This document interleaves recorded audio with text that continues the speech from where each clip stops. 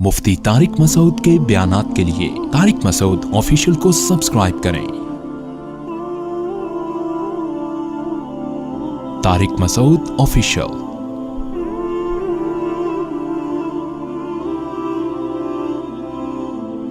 वरहमती वसीअत कुल्ल शै, मेरी रहमत हर एक को शामिल है, लेकिन ख़ास तौर पर जो मेरी रहमत हुआ करेगी वो इस तरह नहीं होगी, वो ख़ास लोगों पे हुआ करेगी जिसका आगे तज़किरा आ रहा है। यानी मेरी रहमत से ठीक है काफिर भी फ़ायदा उठाते हैं, गुनहगार मुसलमान भी फ़ायदा उठाते हैं, लेकिन मैं अपनी खुसूसी रहमत लिखूंगा उन लोगों पर जो ये वाले आमाल करेंगे जिनका आगे तज़किरा आ रहा है। यानी कुरान इसका भी ख्याल कर रहा है ना कि लोग ऐसा ना हो कि अमल से ही पीछे हो जाए कि अल्लाह की रहमत तो हर चीज़ को शामिल है, जो मर्जी करते चलो। तो अल्लाह ने बताया कि शामिल हर एक को है, लेकिन जो मेरी खुसूसी रहमतें हुआ करेंगी वो मखसूस लोगों पर होंगी, जो जन्नत की सूरत में रहमत होगी। वो क्या है? फसअक्तुबुहा, मैं अपनी रहमत को लिखूंगा। यहाँ रहमत से मुराद खुसूसी रहमत है। लिल्लदीना, उन लोगों के लिए, यत्तकूना, जो अल्लाह से डरते हैं, वयूतून ज़कात, और ज़कात देते हैं। उलमा ने लिखा है कि यहाँ तकवा और ज़कात, इससे दो अमल मुराद नहीं है बल्कि ये अलामात है, नमूने के तौर पे बयान किया। तकवा दिल के आमाल और ज़कात जिस्म के आमाल। तो यानी जो अपने बातिन को भी दुरुस्त कर लें और अपने ज़ाहिरी अमाल को भी दुरुस्त कर लें। वल्लदीन हुम बिआयातिना युमिनून, और वो लोग जो हमारी आयतों पर ईमान लाते हैं। मैं अपनी खुसूसी रहमत उन्हीं के लिए लिखूंगा। अल्लदीन यत्तबिऊन अर्रसूल अन्नबिय्यल उम्मी। अब देखें, बात चल रही है बनी इसराइल की, मूसा अलैहिस्सलाम से कलाम चल रहा है, लेकिन कुरान की ये बलागत है, वो अल्लाह दरमियान में अपना कलाम ऐड करके उस वाक़े से हट जाते हैं। ये बहुत होता है कुरान में। अब कुरान मूसा अलैहिस्सलाम से के वाक़े को का तज़किरा करते करते इस नबी की उम्मत का तज़किरा करना शुरू कर देता है कि कायदा तो मेरा बनी इसराइल के लिए भी वही है जो अहले इस्लाम के लिए। वो कायदा क्या है? मैं अपनी रहमत उन लोगों के लिए लिखूंगा, अल्लज़ीन यत्तबिऊन अर्रसूल, जो एक रसूल को फॉलो करते हैं, अन्नबी, जो नबी भी हैं, अल उम्मी, जो लिखना पढ़ना नहीं जानते, यानी मोहम्मद सल्लल्लाहु अलैहि वसल्लम, जो उनको फॉलो करते हैं, मैं उनके लिए ये रहमत लिखूंगा।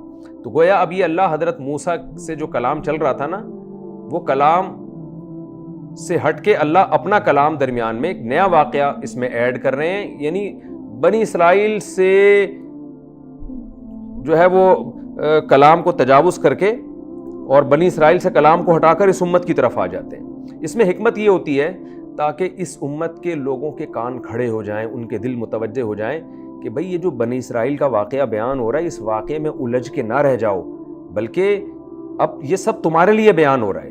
तो बनी इसराइल तो मूसा अलैहिस्सलाम के साथ नालायकी कर रहे थे, तुम नालायकी ना करो। अल्लाह ने बनी इसराइल को मूसा कलीमुल्लाह दिए थे, तो तुम्हें भी तो एक रसूल उम्मी दिए हैं, तो उन पर ईमान लेकर आओ। तो कुरान दरमियान में चंद आयतें ये अल्लाह के दोबारा बनी इसराइल के वाक़े की तरफ जाएगा। अल्लज़ीना यत्तबिऊन अर्रसूल, ये वो लोग हैं जो एक रसूल को फॉलो करते हैं, नबी, जो नबी हैं, अल उम्मी, जो उम्मी है। देखें, रसूल और नबी में क्या फ़र्क है? इसमें बहुत सारे अक़वाल हैं। जो राजह कौल है, जिस पर हर तरह के दलाइल मुंतबिक हो जाते हैं, वो ये है कि हर नबी, हर रसूल नबी होता है, लेकिन हर नबी रसूल नहीं होता। नबी तो उसे कहते हैं जिस पर अल्लाह की तरफ से वही आती हो, अल्लाह ने अपना पैगाम लोगों तक पहुंचाने के लिए उसको मुंतखब किया हो। और रसूल कहते हैं वो नबी जिसको मखसूस शरीयत दी गई हो। जैसे इस्माईल अलैहिस्सलाम को अलग शरीयत दी गई, इब्राहीम अलैहिस्सलाम को अलग शरीयत दी गई, ईसा अलैहिस्सलाम को अलग शरीयत दी गई, मूसा अलैहिस्सलाम को अलग शरीयत दी गई। ठीक है, हज़रत ईसा बहुत सारी चीज़ों में तौराती के पाबंद थे, लेकिन मुस्तकिल शरीयत भी दी गई उनको। हमारे नबी को अलग शरीयत दी गई। चाहे अलग किताब नाजिल हो या ना हो, ये ज़रूरी नहीं है, शरीयत अलग होनी चाहिए, तो उस नबी को रसूल कहा जाता है। और नबी का मतलब शरीयत अलग दी गई हो या नहीं दी गई हो, किताब दी गई हो या नहीं दी गई हो, बस जिनको भी अल्लाह ने अपना कलाम वही की सूरत में नाजिल किया और बंदों में मुंतखब किया अपना पैगाम पहुंचाने के लिए, उनको नबी कहा जाता है। अब इस पे सवाल ये पैदा होता है कि कुरान कह रहा है अल्लज़ीना यत्तबिऊन अर्रसूल अन्नबिय्या, कि मैं अपनी रहमत उन लोगों के लिए लिखूंगा जो इत्तिबा करते हैं एक रसूल की जो कि नबी हैं। अब सवाल पैदा होता है, अगर ये कलाम उलट होता ना कि ये लोग इत्तिबा करते हैं ऐसे नबी की जो कि रसूल हो, रसूल है, फिर तो बात समझ में आती है कि नबी को फॉलो कर रहे हैं और वो नबी रसूल भी हैं। लेकिन जब पहले रसूल कह दिया तो अब नबी कहने की क्या ज़रूरत है, क्योंकि हर रसूल नबी तो होता ही है। یہ ایک اشکال ہوتا ہے. الذین، یہ وہ لوگ ہیں جو فالو کرتے ہیں ایک رسول کو جو کہ نبی ہیں. میرا خیال ہے اشکال سمجھ میں آ گیا ہوگا کہ رسول کے بعد نبی کہنے کی کیا ضرورت ہے. نبی کے بعد تو رسول کہا جا سکتا ہے کہ جو نبی ہیں عام نبی نہیں ہے بلکہ وہ نبی ہے جو کہ رسول بھی ہیں. لیکن یہاں معاملہ ہو رہا ہے الٹا کہ رسول ہیں جو کہ نبی ہے، حالانکہ ہر رسول نبی ہوتا ہے.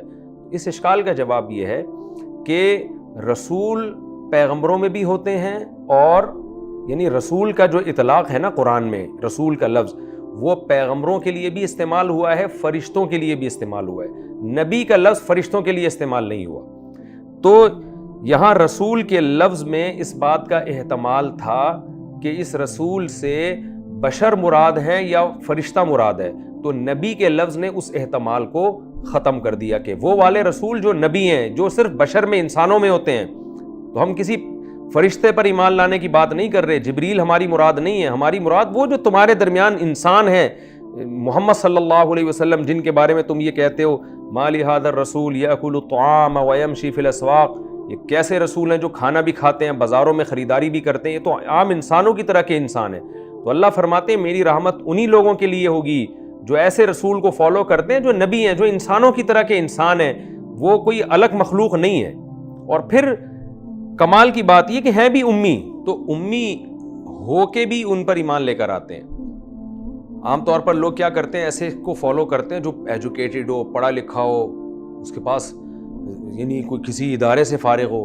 تو اللہ فرماتے ہیں نا نا نا نا، میں اپنی رحمت ان لوگوں کے لیے لکھ رہا ہوں جو محمد صلی اللہ علیہ وسلم پر ایمان لاتے ہیں، ان کے انسان اور امی ہونے کے باوجود. کیونکہ عقل مند آدمی کے لیے پیغمبر کا امی ہونا یہ زیادہ اچھی صفت ہے، اس لیے کہ پیغمبر نے اگر اس دور میں پڑھنا لکھنا سیکھا ہوتا، کوئی ٹیچر ہوتا، کسی ادارے میں پڑھے ہوتے، تو آپ جب اتنی بہترین تعلیمات امت کو دیتے تو لوگ یہ کہتے کہ یہ کلچر سے متاثر ہے، انہوں نے کچھ پروفیسرز ہیں جن سے پڑھا ہوا ہے، تو یہ تو ہماری طرح کے انسان ہیں، تو ہم بھی پڑھ کے یہ باتیں کر سکتے ہیں.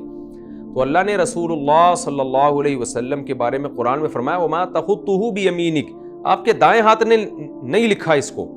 ہمارے نبی صلی اللہ علیہ وسلم کے ہاتھ نے کبھی ایک الف اور با کی لکیر تک نہیں کھینچی ہے. آپ الف با تا سا کا فرق نہیں جانتے تھے. تو یہ چیز اس کی علامت ہے کہ آپ کی جو تعلیمات ہیں ان میں انسانوں کے کلچر کا، انسانوں کے مزاج کا قطعاً کوئی دخل نہیں ہے. یہ خالصتاً خدائی تعلیمات ہیں جو انسانی جذبات اور انسانی نظریات سے بالکل بھی متاثر نہیں ہوتے. لہذا اب اس میں یہ ڈیبیٹ ہو ہی نہیں سکتی کہ یہ تعلیمات صحیح ہیں یا غلط ہیں. ان کو صحیح ہی ماننا پڑے گا. جب انسان کوئی رائے پیش کرتا ہے نا تو لوگ کہتے ہیں بھائی اس کو فلاں نے بتایا ہے یا فلاں کلچر کا اثر ہے اس کے اوپر جو اس طرح کی بات کر رہا ہے. جیسے آج یورپ میں جو قوانین بن رہے ہیں، شراب کو لیگل کیا ہوا ہے، تو کیوں کیا ہوا ہے؟ اس لیے کہ کلچر کا حصہ ہے. جو اسمبلیوں میں شراب کے بارے میں قانون پاس کرنے والے لوگ ہیں وہ زیادہ تر وہ شراب خود پیتے ہیں. تو انسان کلچر سے متاثر ہو کر قانون سازی کرتا ہے. تو اللہ کا قانون اس بات کے لائق ہے کہ اس میں کلچر کی آمیزش بالکل بھی نہ ہو. اس لیے اللہ نے فرمایا کہ محمد صلی اللہ علیہ وسلم کی یہ صفت ہے کہ وہ نبی بھی ہیں، یعنی بشر ہیں اور امی ہیں. الذی یجدونہ، یہ وہ پیغمبر ہیں، یجدونہ جن کو یہ لوگ پاتے ہیں، مکتوباً عندہم فی التورات، لکھا ہوا اپنے پاس تورات میں، والانجیل، اور انجیل میں بھی. یعنی یہ لوگ ان کو اپنے پاس جو ان کے تورات ہے نا اس میں لکھا ہوا پاتے ہیں اور انجیل میں بھی لکھا ہوا پاتے ہیں، ان کا نام پاتے ہیں کہ یہ لکھا ہوا ہے. دیکھیں یہاں بھی قرآن کی بلاغت ہے. قرآن نے یہ نہیں کہا یجدونہ مکتوباً فی التورات والانجیل، یہ اس کو تورات اور انجیل میں لکھا ہوا پاتے ہیں، بلکہ قرآن نے کہا عندہم، اپنے پاس لکھا ہوا پاتے ہیں. اس میں شاید اس طرف اشارہ ہے کہ یہود و نصارہ تورات اور انجیل کی وہ آیتیں جس میں نبی صلی اللہ علیہ وسلم کی علامت اور آپ کا نام تھا، وہ آیتیں چھپاتے تھے. اس لیے قرآن نے کہا یہ آیتیں اوپن تو نہیں ہے، لیکن ان یہودیوں کے پاس جاؤ گے تو ان کے پاس جو تورات ہے، ان کے پاس جو انجیل ہے، اس میں وہ نام تمہیں مل جائے گا. تو اور دوسری بات یہ کہ علماء نے اس سے بھی نبی صلی اللہ علیہ وسلم کی نبوت پر استدلال کیا ہے کہ جب قرآن میں یہ آیتیں نازل ہوئیں کہ تورات اور انجیل میں محمد صلی اللہ علیہ وسلم کا نام لکھا ہوا ہے کہ یہ نبی آئیں گے، ان کی علامتیں لکھی ہوئی ہیں، تو اگر تورات اور انجیل میں یہ آیتیں نہ ہوتی تو اس وقت یقیناً یہود احتجاج کرتے کہ یہ تو قرآن غلط دعویٰ کر رہا ہے. عیسائی احتجاج کرتے کہ یہ تو قرآن غلط دعویٰ کر رہا ہے، اور تاریخی طور پر وہ احتجاج اور وہ مخالفت نقل ہو کے آتی، کیونکہ اس زمانے میں جو بھی تاریخی واقعات ہوئے ہیں وہ سب ہم تک پہنچ رہے ہیں. نبی صلی اللہ علیہ وسلم پہ جو اعتراض ہوئے وہ اعتراضات ہم تک پہنچ رہے ہیں. جیسے نبی نے اپنی منہ بولے بیٹے کی زوجہ سے نکاح کیا, اس پہ مشرکین نے کتنے اعتراضات کیے, وہ سارے اعتراضات تاریخ کا حصہ بن چکے ہیں, وہ سارے اعتراضات ہم تک ہیں. تو ہر طرح کے اعتراضات جو اس دور میں اسلام پر ہو رہے تھے وہ مورخین نقل در نقل کرتے چلے آ رہے ہیں. تو ہمیں یہاں نہیں ملتا کہ کسی ایک یہودی یا کسی ایک عیسائی نے یہ دعویٰ کیا ہو کہ قرآن معاذ اللہ جھوٹ بول رہا ہے, اور قرآن میں تو تورات اور انجیل میں تو کہیں بھی محمد صلی اللہ علیہ وسلم کا تذکرہ نہیں ہے. بلکہ یہ آیتیں سن کے یہود و نصارہ خاموش تھے, اور بعض یہود تو ایمان اسی بیس پر لے کر آئے ہیں, اور وہ دعویٰ کیا کرتے تھے کہ نبی صلی اللہ علیہ وسلم کی علامات قرآن میں اور تورات اور انجیل میں موجود ہیں. اور اب تو جو مناظر اسلام ہیں مختلف دنیا میں, جیسے ڈاکٹر ذاکر نائک صاحب ہیں, یا ان کے علاوہ اور جو ماضی قریب میں اور ماضی بعید میں جو ہمارے مناظر گزرے ہیں جو اسلام اور کفر کا تقابل کرتے تھے, جن میں مولانا عبدالماجد دریا آبادی رحمۃ اللہ علیہ, ان کا بھی بڑا کردار ہے, آسمانی کتابوں کا کافی ان کا بھی وسیع مطالعہ ہے. تو ان جیسے اور بہت سارے دیگر علماء, انہوں نے تو وہ آیتیں کھول کے حوالوں کے ساتھ لوگوں کے سامنے بیان کر دی ہیں کہ یہ آیتیں خالصتاً محمد صلی اللہ علیہ وسلم کے بارے میں, کسی اور شخصیت پہ یہ فٹ ہی نہیں ہو رہی, لیکن تحریف کر کے ان کے معنی مفہوم گھما کے یہود و نصارہ نے اس میں تعویلات کی ہیں. تو قرآن کہتا ہے یہ وہ رسول ہیں جن کو یہ اپنے پاس تورات اور انجیل میں لکھا ہوا پاتے ہیں, یأمرہم بالمعروف. اور ان رسول کی خاصیت کیا ہے, یعنی ان پیغمبر کے برحق ہونے کی دلیل ان کا امی ہونا بھی ہے, تورات اور انجیل میں ان کا لکھا ہوا ہونا بھی ہے, یہی دلیل کافی ہے. لیکن ان کی تعلیمات خود اس کی علامت ہے کہ اللہ کے نبی ہیں, کیونکہ جو جھوٹا آدمی ہوتا ہے وہ اچھی تعلیمات کبھی نہیں دیتا, کیونکہ جھوٹ وہ اس نے بولا اس لیے ہوتا ہے کہ میں قوم کا سردار بن جاؤں, لوگ مجھے پسند کریں, تو چار اچھی باتیں کرے گا, ان کے بیچ میں کچھ غلط باتیں بھی کرنا شروع کر دے گا. لیکن قرآن کہہ رہے ہیں ان کی تعلیمات بھی ایسی ہیں, یأمرہم بالمعروف, یہ ان کو نیکی کا حکم دیتے ہیں. آپ دیکھ لیں الحمد سے لے کے والناس تک جتنی قرآن کی آیتیں ساری پاکیزہ باتوں کی تعلیم دے رہی ہیں اور غلط باتوں سے آپ کو روک رہی ہیں. یتیم کا مال کھانے سے روک رہی ہیں, ناپ تول میں کمی کرنے سے روک رہی ہیں, سود کھانے سے روک رہی ہیں, رشتہ داری توڑنے سے روک رہی ہیں, اور شرک سے روک رہی ہیں. تو یأمرہم بالمعروف وینہاہم عن المنکر, اور یہ نبی ان کو برائیوں سے روکیں گے. ویحل لہم الطیبات, ان کے لیے پاکیزہ چیزوں کو حلال کر دیں گے, یعنی کر رہے ہیں, یہ کام کر رہے ہیں یہ. ویحرم علیہم الخبائث, اور ان پر حرام کر رہے ہیں ناپاک چیزوں کو. یہاں نسبت مجازی ہے. دیکھیں حلال اور حرام کرنا یہ اللہ کا کام ہے. قرآن میں دوسرے مقام پر یہ بات بہت واضح ہے کہ کسی کو حلال و حرام کرنے کی اجازت نہیں. تو جو پیغمبر کی طرف نسبت ہو رہی ہے نا مجازن, کیا مطلب, حلال تو اللہ کرے گا لیکن اس حلال کرنے کو بیان پیغمبر کریں گے, تو اس لیے مجازی طور پر پیغمبر کی طرف نسبت کر دی. تو پاکیزہ چیزیں حلال کریں گے, کیا مطلب, یہودیوں نے کچھ چیزیں اللہ نے یہودیوں پر حرام کر دی تھیں حالانکہ وہ پاکیزہ تھیں, لیکن بطور سزا کے اللہ نے ان پر حرام کر دیں. تو نبی صلی اللہ علیہ وسلم ان چیزوں کو حلال کر دیں گے کیونکہ وہ پاکیزہ ہیں, وہ اصل وضع کے اعتبار سے حرام نہیں ہیں. جیسے اونٹ کا گوشت تھا یہودیوں پہ حرام تھا تو اللہ نے حلال کر دیا. وَيُحَرِّمُ عَلَيْهِمُ الْخَبَائِث, اور ناپاک چیزوں کو حرام کریں گے. اسلام میں جتنی چیزیں حرام ہیں ساری گندی, چھپکلی, چوہے, کتے, بلی کھانا, سور, یہ سب ناپاک چیزیں ہیں, یہ حرام کر دیں گے. وَيَضَعُ عَنْهُمْ إِصْرَهُمْ, اور ہٹا دیں گے ان سے اسر, وہ بوجھ, والاغلال, اور وہ طوق اور زنجیریں, کانت علیہم, جو ان کے اوپر پڑی ہوئی تھی.